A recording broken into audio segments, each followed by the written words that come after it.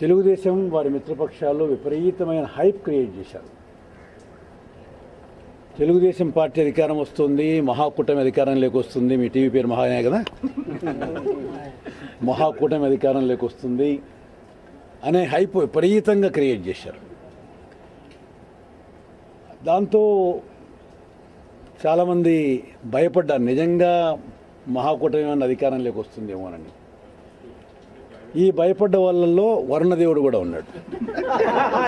తెలుసుకొని చైనా లాంటి ప్రాంతాల్లో ఎక్కడెక్కడో దూరంగా పోయిన వరుణదేవుడు మళ్ళీ వెనక్కి వచ్చి మళ్ళీ ఇప్పుడు రాష్ట్రాన్ని, దేశాన్ని కూడా